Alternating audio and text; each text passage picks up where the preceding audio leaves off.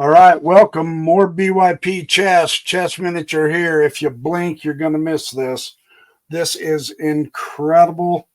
Let's go to the board. D4, F5, F5. So a Dutch.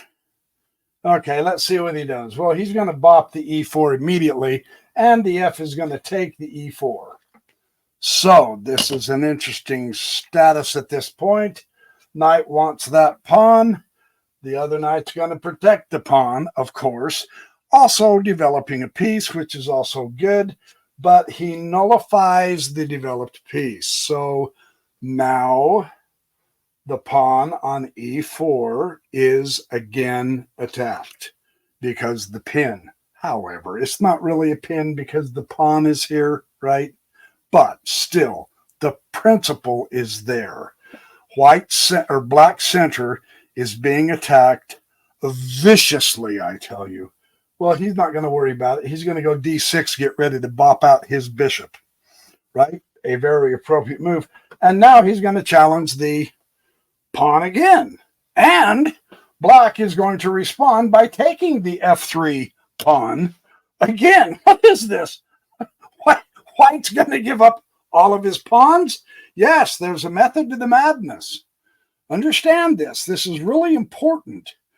He is sacrificing pawns to open the board because he's going to rely on a better development, which is going to give him the attack. So now he's sacrificed 2 pawns now for this. Let's see. And you have to play speedy. You must hurry. So the first move, knight takes the pawn, get a piece out there. That's important. And black's not going to slow down.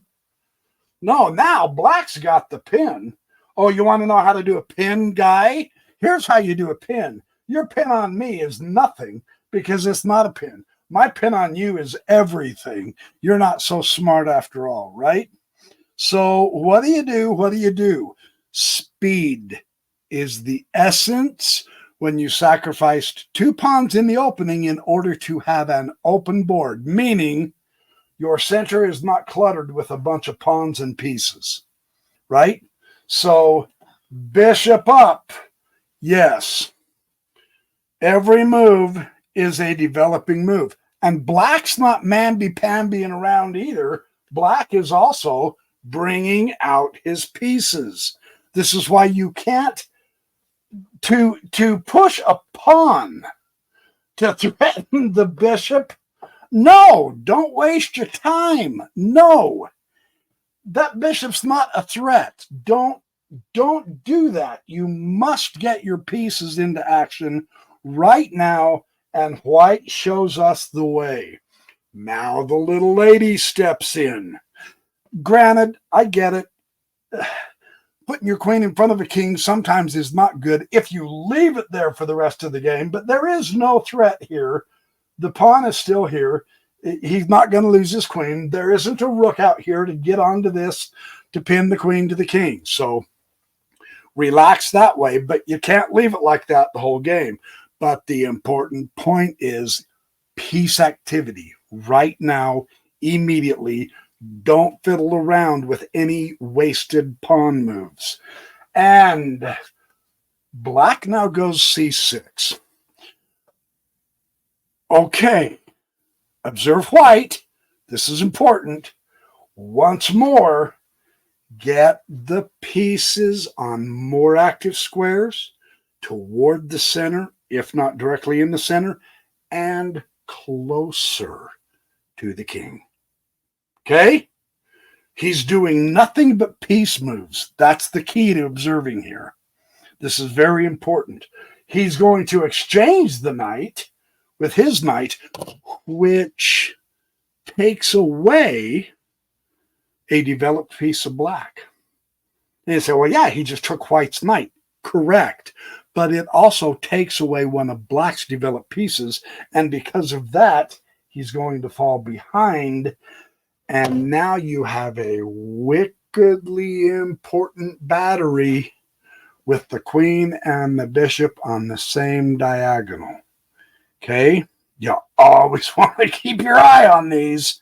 This can get brutal quick, and black misses it. Black is exchanging his bishop for the knight. And so now white has sacrificed a couple of pawns. Yes. And now he's down a piece. You can't waste any time. The board is open. You've got good central dominance. Do you worry about retaking that bishop? Hey, that stinker just took my knight. Off with his head. Retake it. Get the queen to take him, the pawn to take him. Get rid of that bishop. No. Here's what you do. Lightning bolt. Check. Queen G6. And you go, dude, that just means he sacrificed the queen for nothing. No, that just means he sacrificed the queen for the game, because now with the battery of the queen bishop, it is checkmate. I told you, if you blink, you'll miss it. Now go over this video several times until you see those principles. You can sacrifice a couple, try hard not to make it more than that, but if you do, sacrifice a couple of pawns in the beginning in order to open up both sides, actually. Both positions are open. Notice no castling occurred. So this was his strategy. In that process, that forces you, if you have sacrificed your pawns, you absolutely must move pieces for the rest of your game and put them on active squares and coordinate them like he did with that queen bishop battery beautifully, and get them closer to the king, and get ready to sacrifice some material, because it will further open up the position and go after the king. That's a very important chess lesson. I love how that game played out. So there you go with another chess miniature that is exquisitely useful for all of us. Great game. It didn't say when they played it. It was Pala and Nebelman. I don't know how to pronounce his name, but they didn't give me a year, so I'm not quite sure, which is too bad. And I know I haven't bothered to look it up, but I need to. But this is one of the most important keys to put into your mind. And who among us sacrifices correctly? I every time I go to sacrifice something, I get slaughtered, right? But to sacrifice two pawns, and they were central pawns. That's the other thing. When that F5 came out, he bumped his E4.